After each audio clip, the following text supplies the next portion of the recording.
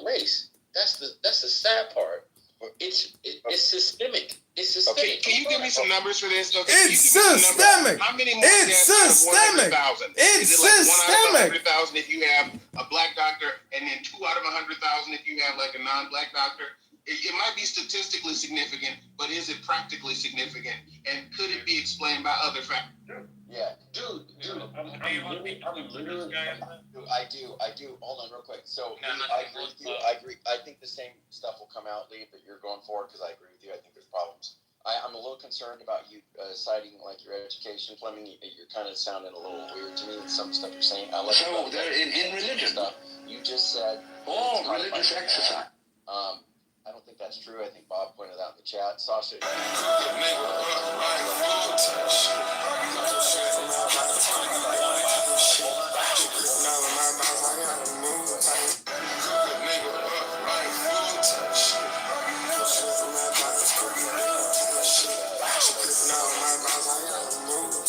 Law and in health, so far as his claims. I mean, is there actually any law which, says like black people don't have access to this and white people? Three things you probably didn't know about going. So diversion is accountability. The case was submitted to us by the police. We did not decline it. We looked at the case. This video is for the survivor. So people don't just like overtalk her. Everyone, Talmud again. For those who don't know me, I have a PhD in the Zionist brain. I've been studying this topic for about 2 decades now. I've been interacting with them.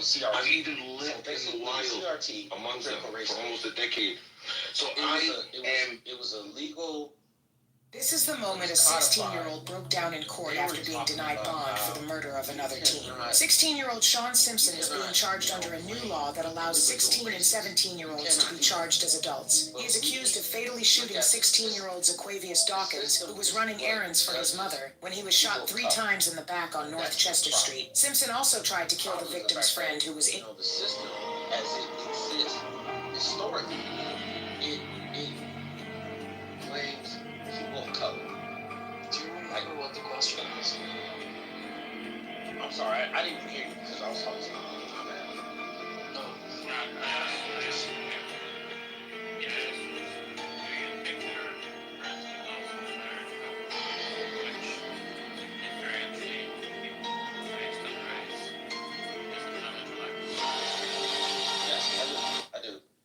That's what I was talking about, CRT. Yes, I do. This is what neighbors hear sometimes as late as 11 p.m. coming from this nondescript warehouse in East Hollywood.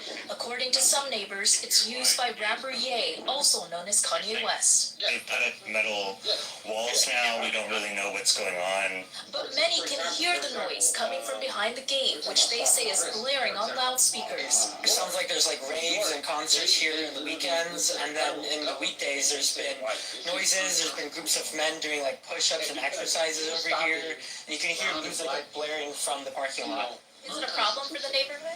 It can be. I mean, it's noisy at night. Last month, a flyer with Ye's name on it was circulated, seeking all male volunteers for a hooligan choir. In bold letters, it read, quote, "No fat people, and must be comfortable wearing swastikas," and had this location listed. Police were also called out to the area, which is near Kingsley and Beverly, after a constitutional, because the fact of the matter is, there's something people based on race. Yeah, but you're not tracking for me. Sasha, go ahead. Please, really is not.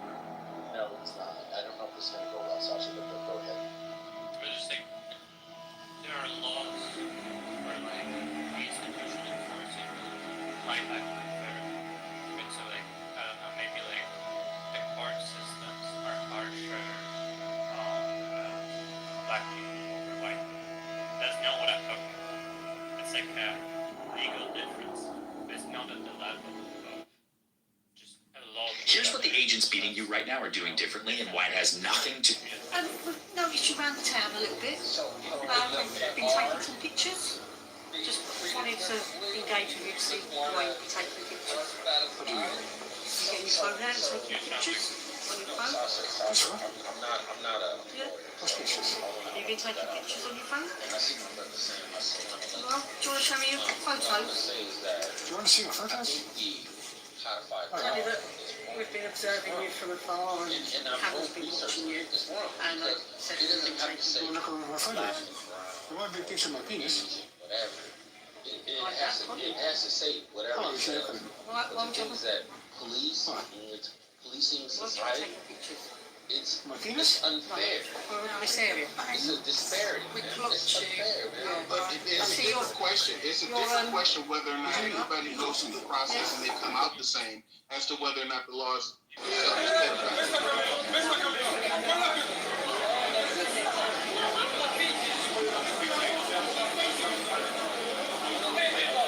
You initially said it is codified.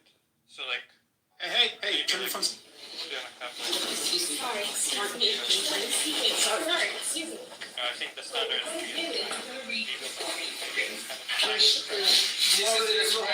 Men dressed as prostitutes reading filth to children. Look at all these people here, like they're a protection of grooming. Get your hand off me! Get your hand off me! Look at this, lads. They're all around me. Origin to a group of people when it was meant Board to do member. it in the first place. That's not Say yes. That's definitely Let's true. shift. Let's. I'm not asking, Yeah, hold on. asking any of you. Yeah. Hold on. I'm Actually, asking Fleming. And I said you. pursue Fleming. I think it might actually be better to shift to Noel. Shasta, but you can pursue Fleming. There's no how. I think Dee, the woman above you that just spoke, that would probably be a better candidate for engaging, on the actual level. I love it. Might not be aggressive, but it's people that work here find out. So, I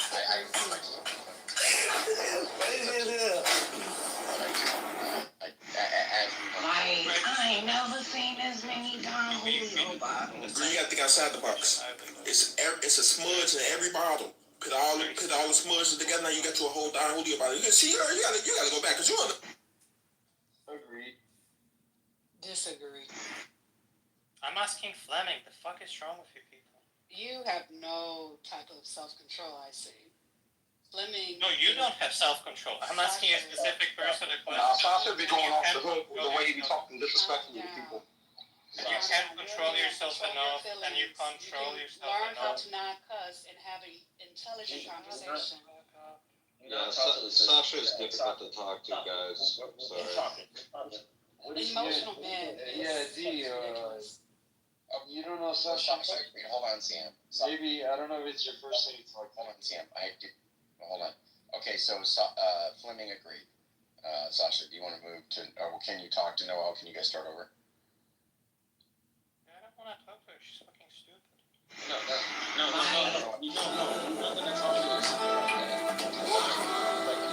Hey, sister,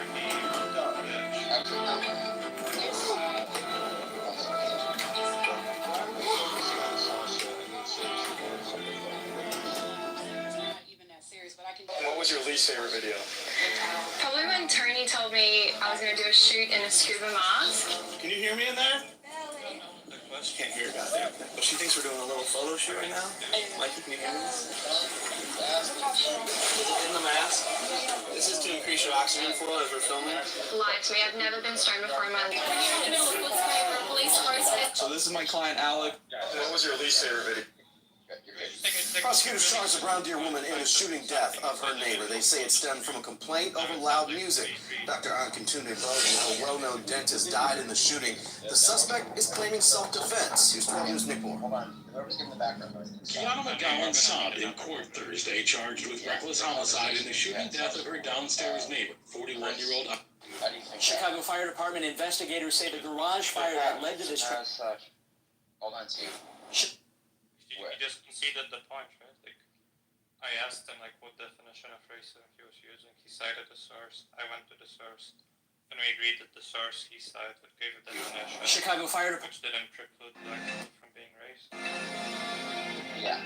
So I would like to, we'll talk to him. Probably this is answers are very long and they're kind of hard to track. I agree with sense. I mean, it would be cool to hear what you actually, because I know you take us wrong. You're a Christian, but you're very, very, very liberal. So you have like a very liberal really strong on the system racism thing.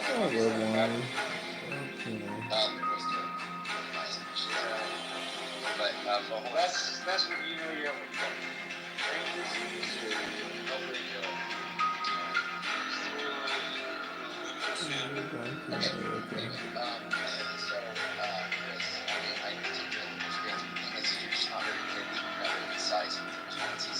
and you know that, right? That's inherent racism. You've accepted that too. I like you, trust me, but it's just, I don't know. It's just difficult. We don't want people to like lose. No, I understand. I will try to be. To join friends that night, including one from the Congressional Black Caucus, which he had once chaired.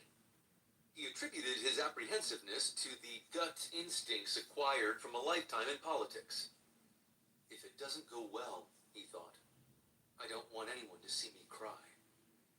He sequestered at his Washington condo, mixing Diet Pepsi into a glass of Jack Daniels before he settled in. Maybe that would settle his nerves. Maybe. Dunn, the grande dame of Beltway Public Relations, locked her blue eyes on a video conference from her Washington home. She had helped run Biden's prep sessions that week at Camp David. But instead of flying to the Atlanta debate with him and the rest of the campaign brain trust, she had driven back to the nation's capital. In private White House deliberations, her counsel had evolved. At first, she entertained the idea of sticking a knife in presidential debates altogether. Once it was clear that Biden would not run from a fight, she argued successfully for an early first debate date. A big win might shake up a static race in which Trump held a small but stubborn lead. If things went sideways, as they often did for incumbents in the first debate of their re-election campaigns, it would give Biden more time to recover. Biden and the rest of his inner circle agreed with her reasoning. Now, Dunn homed in on a screen showing campaign pollster David Binder leading a small set of swing state voters in a focus group. This way, she would be able to monitor the voters' reactions to the candidates in real time, measured by dials they used to rate responses. Dunn believed Biden had not practiced enough, but she soothed herself with the hopeful, perhaps revisionist thought that he had a history of overperforming at crucial moments. Maybe he could dig down one more time to find a little Biden magic. In a luxury condo on the Upper East Side of Manhattan, a few blocks from his favorite cigar lounge, Reverend Al Sharpton held his expectations in check. The once chubby radical activist now had a sleek frame and confirmed Dennis had a falling out with his liberal father and is seeking driven sense that Daryl Hood is a vaccinologist mourned fraud on a high-speed internet infrastructure scam and he had become a fixture on MSNBC. Though his own presidential ambitions had fallen well short, he was an astute observer of political talent. Joe can hold his own. The 0 hour neared, but he's not a knockout punch debater. Perhaps the rules, particularly one silencing the microphone of the candidate who wasn't speaking, would cut to Biden's benefit and frustrate the interjection happy. Jews, science,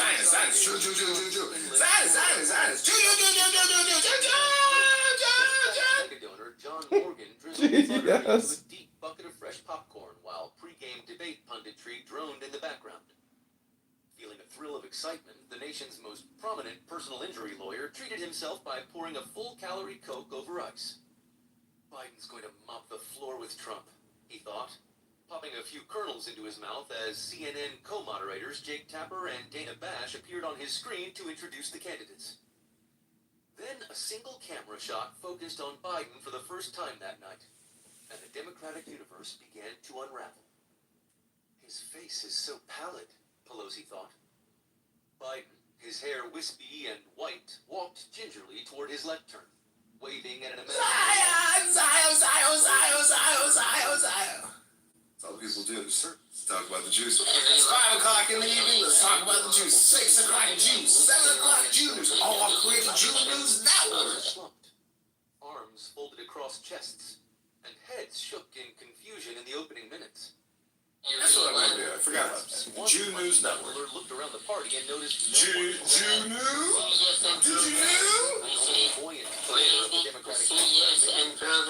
Senator Amy Klobuchar, a Minnesota Democrat and former presidential candidate, good and bad nationally televised debate performances. Jewish News Network, JNN, interviewing the deepest psychologically deranged people. You're Jewish!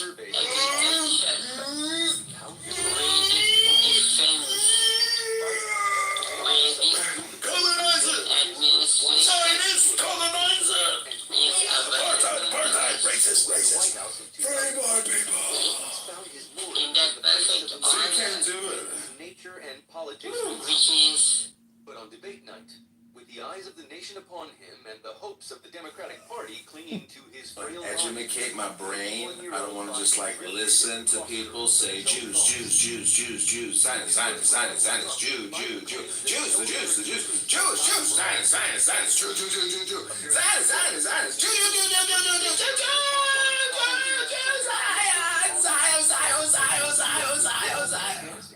All people do is talk about the Jews. It's 5 o'clock in the evening, let's talk about the Jews. 6 o'clock, Jews. 7. Moments later, he trailed off into nonsense mid-sentence, asserting that he would make every single solitary person eligible for what I've been able to do with COVID. Biden knew that didn't sound right. He cut himself off. His lids covered his eyes as he looked down to the lectern in front of him. He searched inside for an answer. As Biden paused in silence, millions of Democrats' hearts stopped. They stared at the expressionless face, pale with horror show makeup. They waited for him to say something. Anything but the phrase that next escaped his dry lips. Lifting his chin, gathering his poise. Oh, I'm creating Jew News Network. That's what I meant. I forgot about it. Jew News Network. And Dana Bash. Jew News? Did you know? Procedures and programs. He didn't try to beat Medicare. Jewish News Network, JNN, interviewing the deepest psychologically deranged people. You're Jewish! He had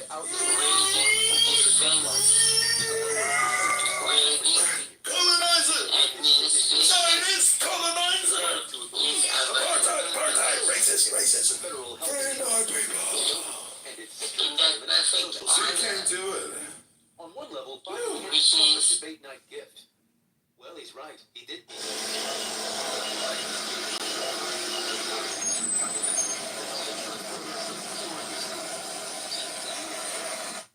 And he's destroying Medicare because all of these people are coming in. They're putting them on Medicare. They're putting them on Social Security. They're going to destroy Social Security.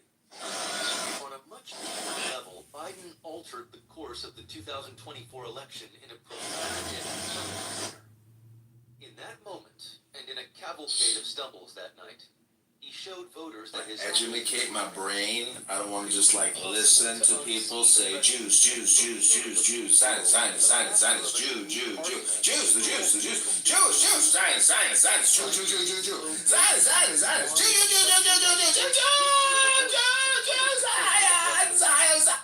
So they're in religion. They ran against each other the first time. Oh, Zion. Evil both physically and in like Trump couldn't believe it. It took him some time to adjust to the idea that he had been right about Biden. His attack. Biden absorbed blows and didn't punch back. How do I keep hitting him without coming off as an asshole? Trump thought.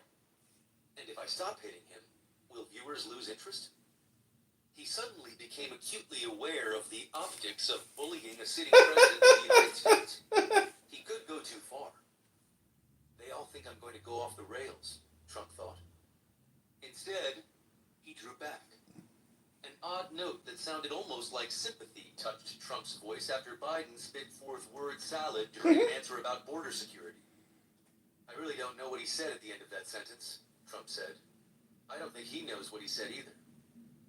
In a nearby hold room, senior Trump advisors Susie Wiles, Jason Miller, and Stephen Miller sat speechless. Coming into the debate, they had worried that Trump was not taking his informal prep session seriously enough, and that Biden might exceed a low bar of expectations. This was too good to be true. Holy shit, thought Wiles, who seldom let profanity slip through her lips. Back in Washington, Pelosi's phone exploded. Messages from alarmed Democrats poured in. She shot a text to Morgan, the donor in Florida. What are you seeing? What are you thinking?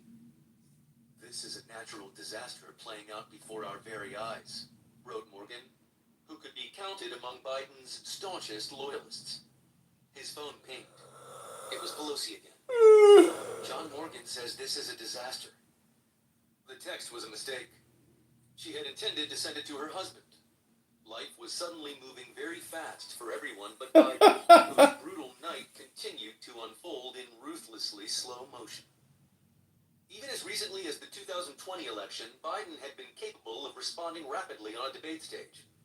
During a primary debate in Miami in 2019, Representative Eric Swalwell, a California Democrat, suggested Biden represent the party against You and me, both of us, guess that makes we. You will never be apart. Not yet. What kind of I music is say this? you were the only one when you said that music. you I'm loved. holding on to that torch.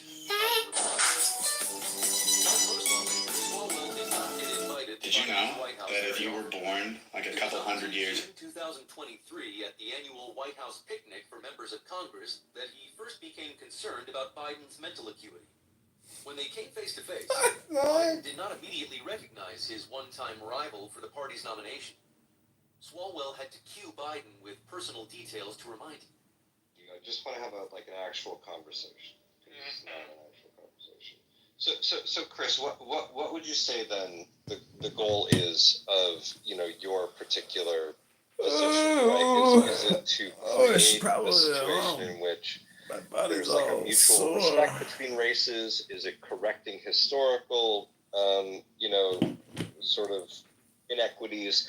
Like, you know, because the problem with me is redefining racism as being like a matter of power plus prejudice. It seems to me to not be interested in actually correcting like historical, or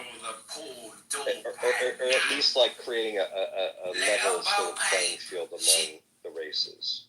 Like it seems to me to be giving a bit more deference and privilege to one, or at least to people who are deemed as being historically oppressed. That it means that in order to correct that, we need to, you know, give them specifically, you know, an advantage that they didn't have in the past. Would you say that that's the case? That's actually when you take that exact statement and apply it to the other side. That's exactly their sentiment. This belief that they're oppressed. I'm asking about your sentiment, though, Chris. It's I think that it's projection, because typically, like, when you're debased from like foundational truths, you just exist in your feelings, and your feelings are just going to project. There's a way of running away from that truth. So I'm asking about your position, though, Chris. My position is at its core that this is a problem when it comes to security. It's a problem when it comes to wisdom, when it comes to strength, when it comes to critical thinking. It's a problem. Do you believe that Black people should be given special health consideration when it comes to something like hiring or, you know, positions of power to correct historical inequities? They should have considerable access.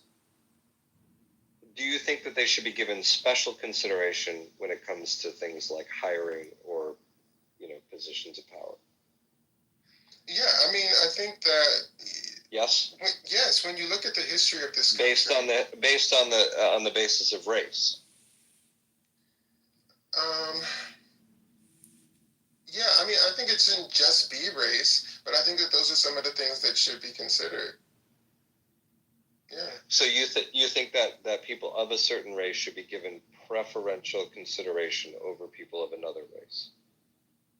I don't think that it's essentially like preferential, like where you prefer this or whatever, but you prefer a diversity of thought and experiences, because what you're failing to understand in that it's not just about the race of the person. It's just that you are anticipating that because of their lived experiences, that they may have a different perspective on things, that through their story and their experiences, they may be able to bring something else to the table that we're missing.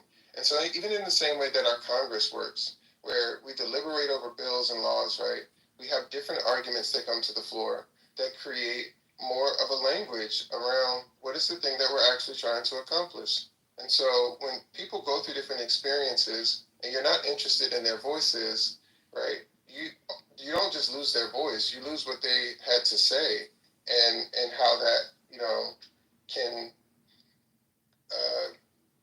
and the wisdom that we could get from that. Like, it's, why do you hold space for people if you don't find them to be valuable at all? I don't think that's what I said. I certainly don't think that's ever what I've said. Oh, no, I wasn't saying that that's what you were saying. I was just saying that rhetorically.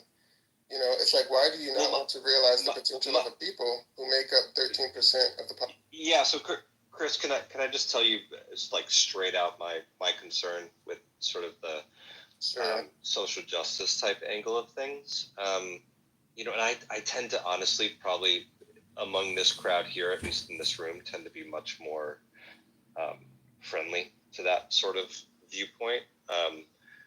But my concern, sort of at its base, is just that if what we're doing, again, and it's why I asked about the goal. I know, again, they made fun of me, but who the fuck cares? Like, the idea is that if the goal is to create actual racial equity, right, we're not going to do that by giving preferential treatment to one race of people over another race of people, right?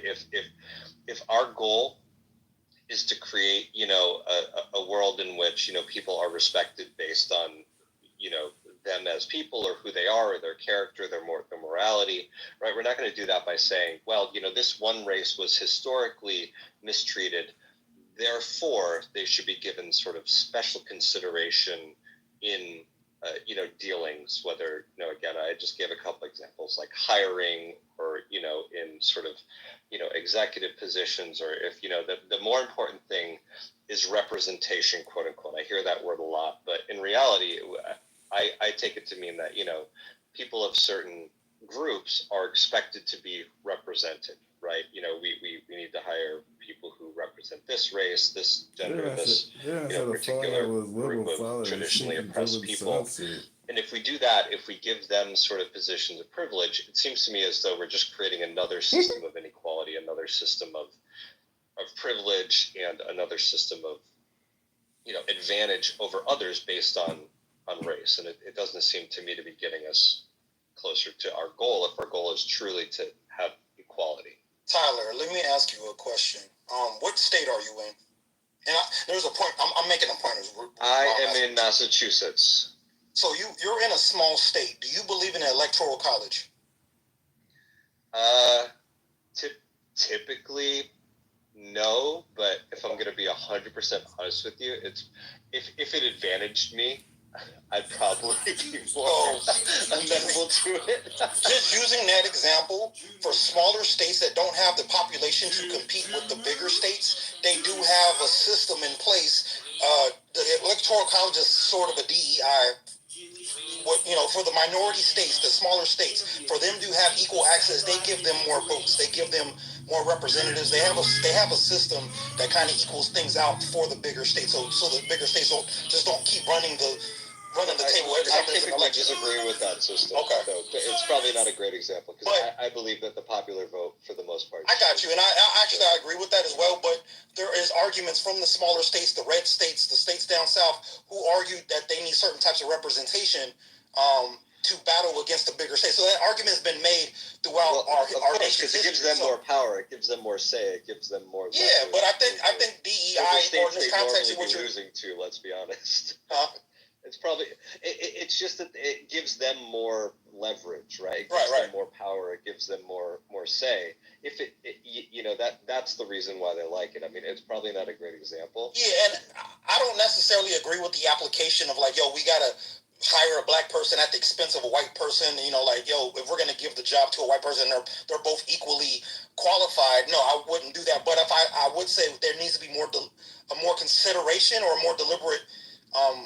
Getting like what's his name said, more diversity of thought and experiences. Because if I look in the room, if I'm a white CEO and all the CEOs are white, and I look around and they're all white males, white Christian males, maybe I'd be like, you know what, I need to go ahead and give some diversity in this room, and then therefore I would have to go out and look at different places that different pipelines to say, I want more Indians, I want more blacks, I want more women, I want more gays to be in this room for that thought. So I'm gonna just go deliberately and go look for those types of people who are qualified. I think that's what BEI is, but I think the application shouldn't be doing it at the expense of a white person. Like, I don't agree with that. Yeah, I had a thought come to mind. Wait, Andrew, I think you lost your helpful mod. Like, now it's just a good cop left. So that's gonna be a problem, Andrew. Have you ever met Noel? Andrew, fuck you. Do you know who Uncle Steve is? I'm very fair, Andrew. If you need me It's to actually a fair point, Sasha. It's a fair point. She's actually retarded, Andrew. Don't know that. As much as What I am you are. retarded, I still wouldn't push you down because I don't really care about your opinion. I mean, you definitely would, but... Before Just wait, Chris. Just settle down. Maybe Hua would be a good candidate. That's fine. Noel, I got you too, though. Don't worry, because I ain't against you. I just, I'm hoping we can have a decent conversation here. He keeps avoiding me, but it's understandable. You can see an observation tonight just how dangerous it is when someone forces you to conform to their worldview, but doesn't hold that standard for other people, right? And how much that breeds animosity, resentment, how diminishing and demoralizing that can be.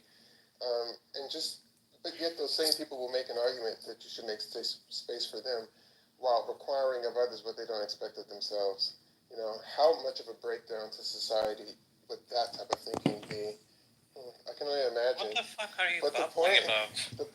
I wasn't talking about you. So the point is, I'm not saying you are. I'm genuinely wondering what the fuck are you talking about? So I don't want to lose my train of thought. I had a question. I kind of want to do like a little thought experiment. Is anybody in the room bilingual? Yeah. Thanks. I think it did. That's cute. Okay. I think it can only help. When you're bilingual, right? You speak different languages. Would you say that, like, between both of the different languages, it can only help. that you have more autonomy to say different things, like tonally, and maybe even in translation, that there are certain things that can be said in one language that you can't say in another language, and that between both of them, you may even have a more intimate understanding of life itself. I don't think it's that deep now. Like certain things that I find easier to say in one language than another, like certain advantages, but it's not really that deep. Like I don't know. I find cussing in Polish is a lot more expressive. There's like a lot more cuss words, and I think like English is just kind of cleaner because So they're in religion. All religious exercises, whether they are meditative or whether they are ritual grammar is a lot simpler. exercises. It's like kind of neat. But it's nothing like just my thing like it did anything. I mean, in fact, probably some people. Yeah, your thinking is different. Like certain languages have more words for, like rain, for instance. That there's more nuance and complexity to life than one may be able to appreciate with one language. Now, if we make language analogous to a particular experience or worldview, that through that worldview, people have access to certain things, they contend with certain experiences, and certain things they're able to see or recognize as relevant. But that's not a full picture of the totality of our world or our society. There's more complexity and nuance to it. So now when you have different groups of people of different races who speak differently, who appreciate things differently, they may recognize different nuance and complexity that's there. So if we're, for instance, in war, we're going to go to another country, and we need people who can speak different languages, beneath the veil of that, we need people who can appreciate different aspects or be able to connect in different ways or connect different dots that we don't see are there. And so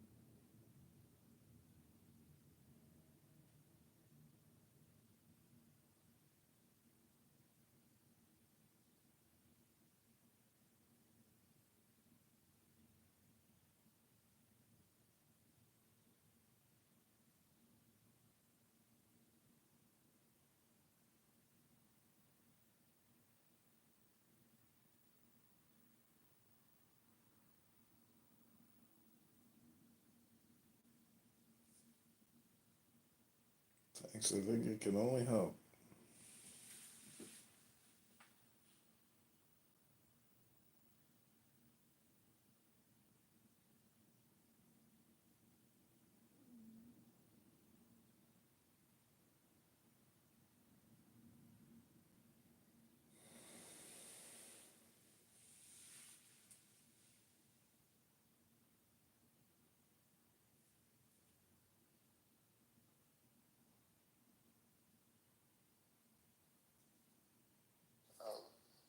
So all of that in a very subtle way adds to a efficient or healthy, you know, work environment where everybody can do what they need to do. And so, if we're going to be a society where through vote we raise voices, then we should be open to listening to what other people have to say and not throwing it away as being inadequate. Because at the end of the day, like, that's what your critical thinking is for. You're able to take and synthesize from different points of view, different perspectives, what is most relevant at that particular point in time. But when you already leave with assumption, then your biases are automatically going to dismiss something that could potentially. Identity politics is falling. It's like you take account of like I don't know MAGA people saying MAGA white Christians saying all Christians are being oppressed. You take that experience on board and like not dismiss it out of that. Well, I think that they're being challenged, and like you're incapable of answering questions. No, I think I am answering your question. Well, it was like a yes or no, so do you mind starting with a yes or no, or I don't know, or yeah, no, I don't think that they're being oppressed, no. I thought we went through this yesterday. Were you in the room? No, I don't think so. Okay, Andrew even conceded it was kind of a weak argument. No, I mean, I talked to Andrew about it, and I told him, like, you know, his, like, the studies he was bringing up for it were, like, weak sauce. But I'm asking you is, like, how far does this perspective taking extend? It's, like, just, you know, like, I'm not particularly interested in, like, I don't know, figuring out how racist America is by asking a bunch of racial minorities. I think that's, like, a stupid project. You're saying that's, like, a really good way to figure out the issue. It's like, okay, does that extend to, like, hillbillies saying they feel oppressed? Does it extend to MAGA Christians saying that they feel like their values are attacked? And if not, why not? And so we already, you know, you already said it doesn't, so, like, why doesn't it? I think if people are frustrated that there is something that's there. And then to your point, right? Imagine if everyone thought the way that you did, nobody would ever get a chance to speak, because it all boils down to what interests you, you know, and what you're interested in. So we don't need people who just, you know, only speak and don't actually take an investigative approach to life. So trust me, I'm way more investigative than you, but you're not answering my question.